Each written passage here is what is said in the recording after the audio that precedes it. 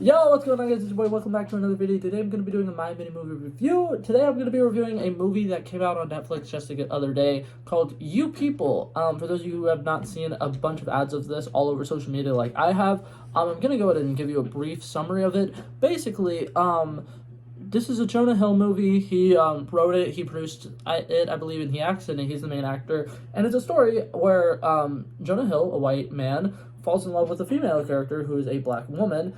And they have a bunch of family issues, a bunch of drama, and there's a bunch of problems with racism. And it tries to be a super woke movie, but I'm going to review it and talk about all the things that I hated about it. There's a few things about it here and there that are okay that I would like to discuss as well. But for the most part, I think this is the first movie ever I'm reviewing that I really did not like. So to give it a couple thumbs up where thumbs up are deserved, there was one Jonah Hill monologue towards the end of the movie where I feel like he really brought up some good points. He mentioned that, I see that we will never fully see eye to eye, but I also know that you're just being an asshole for not giving me a chance.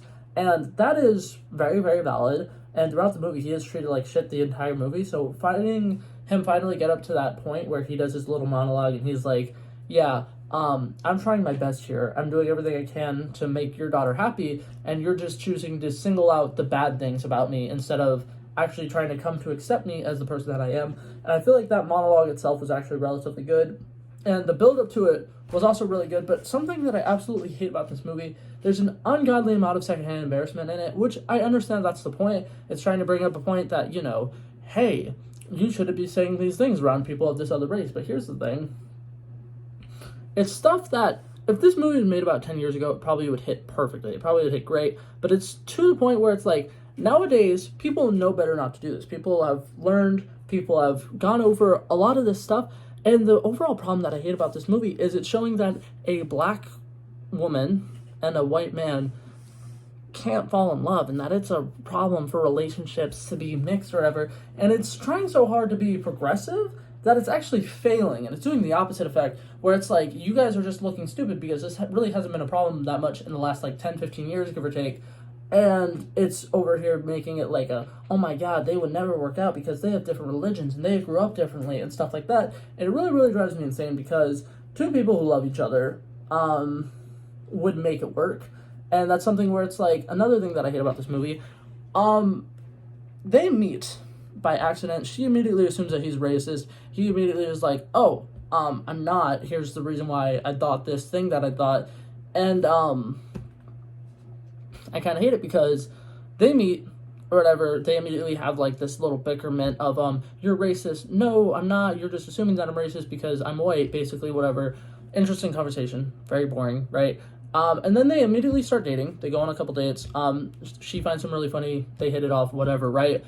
They quickly go through a little montage of some dates or whatever. It still seems like they've only been dating for maybe about 2 or 3 months at this point. And, he decides, you know what, I think I'm ready to propose. He has never met her family before when he makes his decision that he's going to ask her dad if he can propose to her. He's never met them before, which to me just seems like a really, really dumb idea. If you haven't met the person's family, why are you immediately going to be like, yeah, I'm going to go marry them? I feel like you should really get to know the family of somebody before you marry them. And then another thing is, she's only met his family once, and it was a train wreck. It was not great. The mom kind of went overboard, over the top, trying to show that she's not racist, when in reality she has a little bit of racist to her, which I will give credit to the actress who played that, Julia Louis-Dreyfus. I probably just butchered her name. Did a great job with being really awkward and playing the character who's like, I think I'm being a really good person by saying that I support all these people and bringing up things that have zero relevance to the conversation they're having. I thought that she did a really good job playing that socially awkward character, the one who everybody's just like, please shut up, please shut up, please shut up. You're not helping, you're just making things worse. Shut up. She did a great job playing that. It was very hard to watch. A lot of the scenes in this movie were very hard to watch.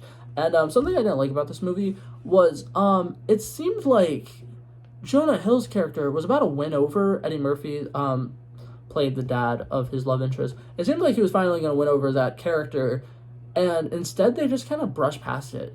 And I'm like, he just did something that if a father figure, right, was to see this kid do this really cool shit, and show off that, you know, he actually is not just talking out his ass, he actually knows what he's talking about, they would kind of be like, oh shit, this guy's kind of good, he knows what he's talking about. And instead they just kind of brush past it, and I really hate it.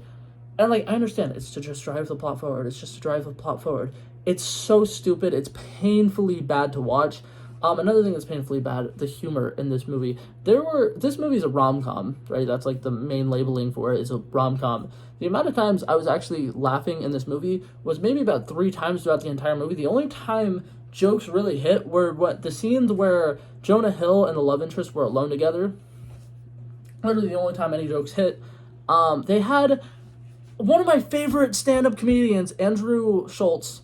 I'm going to show his TikTok. You guys might know him as well. He was in this movie, and they completely wasted his talent. And it makes me so sad, because he's a brilliant stand-up comedian. And he had, like, one joke that actually was really funny that hit well. But I'm like, the second I saw him, I was like, oh my god, things are about to get good. Things are going to get so funny. And then he was just a background character doing cocaine in a strip club in Las Vegas, because that's what people do during a bachelor party. But yeah, I hated the pacing of this movie. I hated the overall story of this movie. And it tried having dark humor, but instead of doing dark humor right, where it's like you make a joke based off of something that's kind of darker, they just were doing dark things in an attempt for it to be funny. And yeah, no, it was really bad. It was painful to watch. And my overall rating for it is a 51 out of 100. I did not like it. I didn't think it was bad. There were moments of it that were definitely enjoyable. There were some comedic scenes that were kind of cool. The music in it was fantastic. I love the music. And something else that really bothered me about this, probably like the last thing I'm going to mention before I wrap up this video, the character that is played by the white guy, I can't remember his name right now, crap, I'm blanking so hard, Jonah Hill. Jonah Hill's character is wanting to quit his regular job to be on a podcast, and literally everybody is like laughing at him and giving him so much shit for it. And it bothers me because at one point in the beginning of the movie, he's going on a date with somebody that's his age. People who are in their 20s understand that there are people who get famous off of podcasts and stuff like that, and they're kind of treating him like it's a joke. But it's like, there's a lot of people nowadays who are making careers off of podcasts because they have Patreons, they have OnlyFans, whatever, and they're doing all these different things, and they're broadcasting and marketing themselves out there.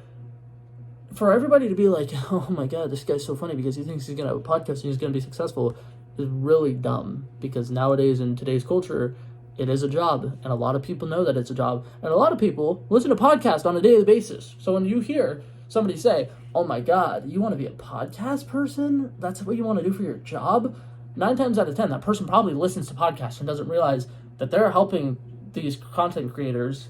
But yeah, that's pretty much all I wanted to say about this movie. I did not think it was great. I didn't think it was terrible, so I'm going to give it a solid 51, which is still a failing grade, but it's halfway. It's not terrible. It's not the worst thing I've seen in a long time. I definitely will not be watching it again. I definitely would not recommend it to anybody, but yeah. But yeah, that's it for this video, guys. Hopefully you guys enjoyed it, and I'll see you guys in the next one. Peace out.